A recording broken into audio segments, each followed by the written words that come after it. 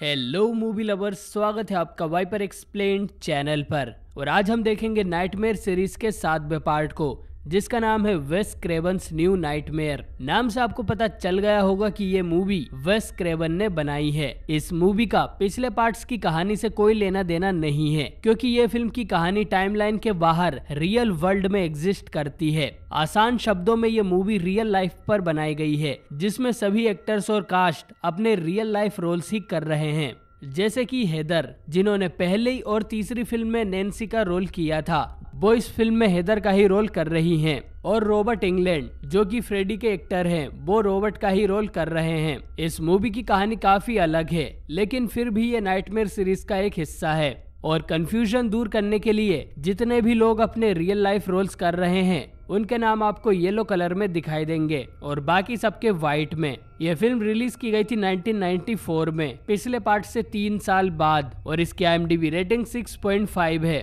मैंने इस सीरीज के पिछले 6 पार्ट्स को भी एक्सप्लेन किया हुआ है, तो उन्हें भी आप एक बार जरूर देखें। और चलिए जानते हैं न्यू नाइटमेयर फिल्म की पूरी कहानी को।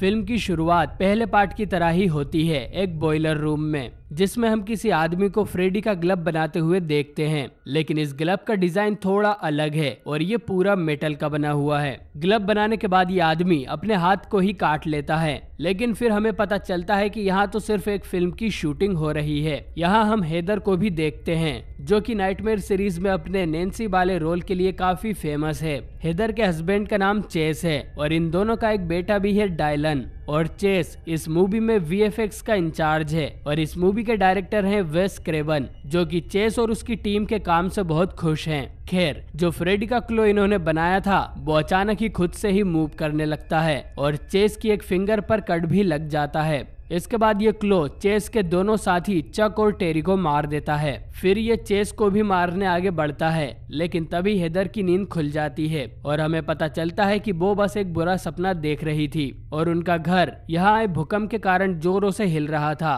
हेदर और चेस दोनों अपने बेटे डायलन को प्रोटेक्ट करने के लिए दौड़ते हैं। अर्थक्वेक रुकने के बाद चेस देखता है कि उसकी उंगली पर एक कट लग गया था, ठीक वैसे ही जैसा हेदर ने अपने सपने में देखा था। हेदर अब रिटायर हो चुकी है और लॉस एंजलिस में रहती है, जहां पिछले कुछ समय अक्सर ही अर्थक्वेक आते रहते हैं। खैर, हेदर आज अपने एक इंटरव्यू के लिए रेडी हो रही थी और चेस उसे बताता है कि वो एक नई मूवी पर काम करने कुछ दिनों के लिए बाहर जा रहा है। इसी समय यहाँ एक और अर्थक्वेक आता है, जिससे यहाँ की वॉल पर फ्रेडी के क्लो जैसे निशान पड़ जाते हैं। हेदर देखती है कि डायलन उसकी नाइटमेयर मूवी को देख रहा है और हेदर उसे बंद कर देती है, जिस पर डायलन पागलों की तरह चिल्लाने लगता है। हमें ये भी पता चलता है कि हेदर का कोई फैन उसे काफी समय से फ्रेडी की आवाज में बात कर परेशान कर रहा है। हेदर डायलन की बेबी सिटर जूली को यहाँ छोड़ इंटरव्यू देने के लिए निकल जाती है। यह इंटरव्यू नाइटमेयर फ्रेंचाइजी की 10वीं एनिवर्सरी को सेलिब्रेट करने के लिए रखा गया था और इंटरव्यू में रॉबर्ट इंग्लैंड भी अपने फ्रेडी मेकअप में आते हैं और हेदर और बाकी फैंस को सरप्राइज कर देते हैं। और फ्रेडी एक बहुत ही पॉपुलर कैरेक्टर है।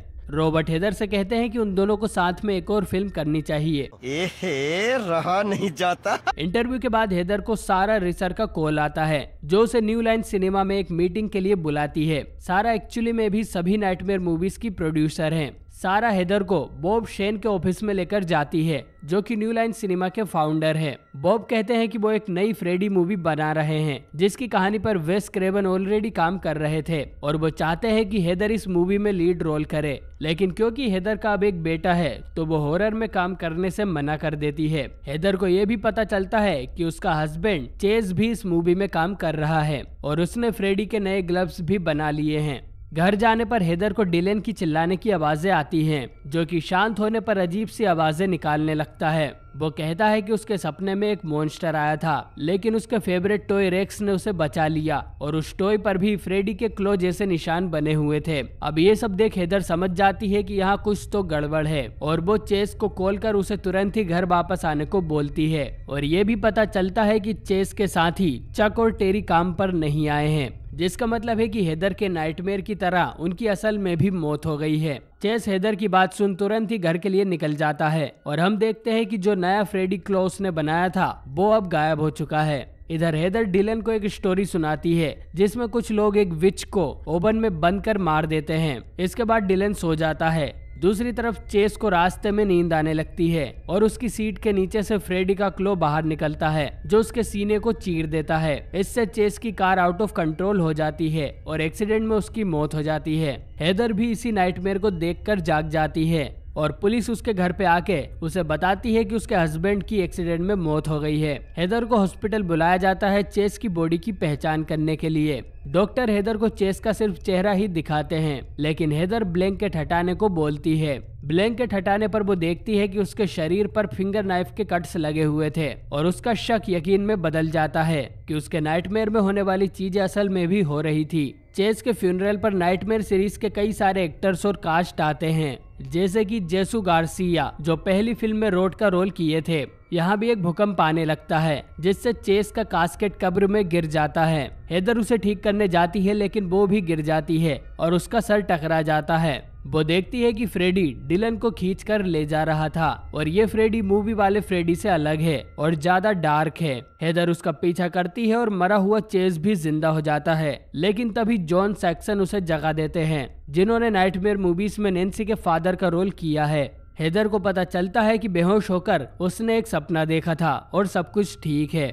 इसके बाद डिलन और भी ज्यादा अजीब बिहेव करने लगता है। वो हेदर की नाइटमेयर मूवीज को भी बार बार देख रहा था। वो कहता है कि उसका ड्रीम मैन रियल वर्ल्ड में आने की कोशिश कर रहा है। हेदर डिलन को सुला देती है लेकिन खुद कॉफी पीकर जागती रहती है। अगले दिन वो जॉन सैक्सन से जाकर मिलती है जो कि रियल लाइफ में उसके अच्छे दोस्त हैं। जॉन कहते हैं कि फ्रेडी के प्रैंक कॉल्स के कारण उसे ऐसे सपने आ रहे हैं और चेस की डेथ से डिलन के दिमाग पर बुरा असर पड़ा होगा और उसे एक अच्छे डॉक्टर की जरूरत है। इसी दौरान डिलन एक बड़े से झूले पर चढ़कर कूद जाता है, लेकिन हेदर तुरंत ही उसे खींचकर बचा लेती है। इसके बाद हेदर जब अपना मेल बॉक्स चेक करती है तो उसे एक और जला हुआ पेपर मिलता है जो कोई उसे काफी समय से भेज रहा है। वो रॉबर्ट को कॉल करती है और उसे बताती है कि वो फ्रेडी के सपने देख रही है, लेकिन ये फ्रेडी रॉबर्ट के फ्रेडी से ज्यादा डार्क और ईविल है और हमें पता चलता है कि रॉबर्ट को भी कुछ ऐसे ही सपने आ रहे हैं और वो इस नए फ्रेडी की एक पेंटिंग भी बना रहे थे। अब रात को हेदर जब सो रही होती है तो फ्रेडी के क्लोज के बिस्तर से बाहर आते हैं, लेकिन तभी हेदर जाग जाती है और उसे कुछ नहीं होता। वो देखती है कि डिलन फिर से अजीब हरकतें कर रहा है और फ्रेडी सॉन्ग भी गा रहा है। वो उसके पास जाती है तो डिलन अपने होममेड फिंगर नाइफ से हेदर को मारने की कोशिश करता है, लेकिन हेदर फिर से जाग जाती है और ये भी एक सपना ही था। वो नीचे आकर देखती है कि डिलन ने उन सभी जले हुए पेपर्स के पजल को सॉल्व कर लिया था और यहाँ लिखा था आंसर दी फोन। तभी हेदर को एक कॉल आता है और वो उसे उठाती है और हमें पहली मूवी के जैसे ही एक सीन देखने को मिलता है जिसमें फोन फ्रेडी का मुंह बन जाता है। अब डिलन फिर से पागलों की तरह हरकत करने लगता है और वो वोमिट भी कर देता है। हेदर उसे लेकर तुरंत हॉस्पिटल जाती है और अब डिलन को भी सोने से डर लगने लगा था। इसके बाद हेदर वेस क्रेबन से मिलने जाती है। वेस क्रेबन उसे बताते हैं उन्हें भी रोज कुछ नाइटमेयर्स आते हैं और जागने के बाद वो उन्हें अपनी स्क्रिप्ट में लिख देते हैं और जो कुछ भी उन्होंने अभी तक स्क्रिप्ट में लिखा है वो हेदर के साथ असली में भी हो चुका है। असल में उनकी स्क्रिप्ट में विलन एक ईविल एंटिटी या डीमन होने वाला था जो कि रियल वर्ल्ड में आने के लिए फ्रेडी का रूप लेता है और शायद अब ऐसा सच में हो रहा है और जिस फ्रेडी को हेदर ने देखा है वो एक ईविल एंटिटी है जो रियल वर्ल्ड में आना चाहती है और जब उन्होंने नाइटमेयर सीरीज को खत्म किया तो ये डीमन आजाद हो गया और सिर्फ हेदर ही उसे रोक सकती है, क्योंकि सबसे पहले हेदर यानी कि नैन्सी ने ही नाइटमेयर मूवी में फ्रेडी को मारा था और वो ऐसी ही स्क्रिप्ट लिख रहे हैं जिसमें नैन्सी फ्रेडी डीमन को आखिर में हरा देती है, लेकिन इसके लिए हेदर को फिर से नैन्सी बनना होगा और फिर ये सब खत्म हो जाएगा। उसी रात को हेदर जब टीवी देख रही थी तब एक और अर्थक्वेक आता है और फ्रेडी डीमन भी हेदर के सामने आता है।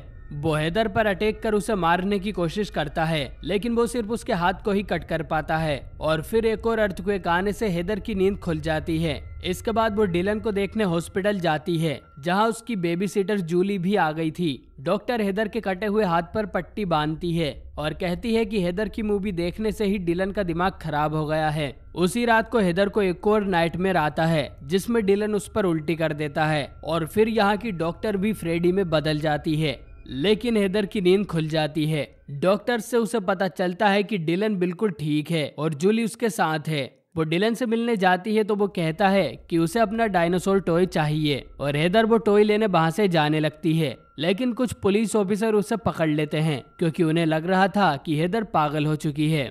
दूसरी तरफ कुछ नर्स डिलन को नींद के इंजेक्शन लगा देती है जिससे उसे नींद आने लगती है। जूली उसे जगाए रखने की कोशिश करती है लेकिन वो सो जाता है और डीमन फ्रेडी यहाँ आता है। फ्रेडी जूली पर अटैक कर देता है और चीखने की आवाज सुन कुछ और नर्स इस रूम में आ जाती है और देखती है कि जूली हवा में लटक रही थी और सिर्फ डिलन ही फ्रेडी को देख पा रहा था। फ्रेडी जूली को दीवार से घसीटते हुए ऊपर छत पर ले जाता है और ये किल भी हमने पहली मूवी में देखा था, लेकिन इस बार हम फ्रेडी को भी एक्शन में देख सकते हैं। फ्रेडी जूली को मार देता है और उसकी बॉडी नीचे आ गिरती है। हेदर यहाँ आती है लेकिन अब डिलन भी यहाँ से गायब हो गया था। वो कार ड्राइव कर उसे ढूंढती है और देखती है कि डिलन पैदल ही घर जा रहा था अपना टॉय लेने के लिए। वो एक बिजी हाईवे को क्रॉस करता है और हेदर भी उसके पीछे भागती है और एक ट्रक से मरते हुए बचती है। डिलन कई सारे फ्रेडी को अपनी तरफ आते हुए देखता है और घर भाग जाता है। हेदर भी अपने घर पहुंचती है जहां जॉन सैक्सन उसका वेट कर रहे थे और डिलन भी ठीक था।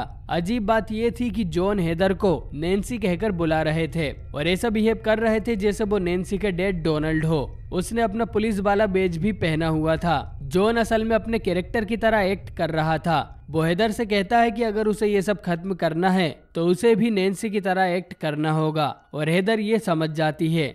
जॉन वहां से चला जाता है और हम देखते हैं कि हेदर का घर नैन्सी के एल्म स्ट्रीट वाले घर में बदल चुका है और उसके कपड़े भी नैन्सी जैसे हो गए थे। अब दूसरी तरफ फ्रेडी डीमन एक बार फिर से इस घर में आ चुका था। हेदर को यहाँ डायनल नहीं मिलता क्योंकि उसे फ्रेडी ले गया था, तो वो भी नींद की गोली खाकर सो जाती है ताकि वो भी ड्रीम वर्ल्ड में जा सके। वो एक वाटर स्लाइड से फ्रेडी के ड्रीम लैंड में पहुंच जाती है। वो अपने हाथ में एक चाकू लेकर डिलन को ढूंढने लगती है। उसे यहाँ अपनी ही फिल्म की एक स्क्रिप्ट भी मिलती है जिसमें एग्जैक्टली वही लिखा था जो कि अभी मूवी में हो रहा है। डिलन भागते हुए हेदर के पास आता है लेकिन फिर फ्रेडी भी यहाँ आकर हेदर पर अटैक करने लगता है। हेदर भी पलटवार करती है लेकिन कोई फायदा नहीं होता। तभी डिलन भी यहाँ आकर फ्रेडी को चाकू से स्टेप कर देता है और भाग जाता है। फ्रेडी हेदर को छोड़ डिलन के पीछे पड़ जाता है और डिलन एक ओवन में जाकर छुप जाता है जिसका डोर इतना छोटा था कि फ्रेडी उसके अंदर नहीं आ पाता, लेकिन वो अपना हाथ लंबा कर डिलन को ही अपने पास खींच लेता है। इसके बाद फ्रेडी डिलन को खाने की कोशिश करता है लेकिन हेदर वहां आकर उसे फिर से स्टेप कर देती है और धक्का मारकर ओवन के अंदर ही डाल देती है। अब फ्रेडी अपनी लंबी जबान से हेदर को पकड़ लेता है। डिलन एक दूसरे रास्ते से बाहर आता है और हेदर को बचा लेता है। इसके बाद दोनों फ्रेडी को ओवन में बंद कर उसमें आग लगा देते हैं और फ्रेडी डीमन जलकर मारा जाता है।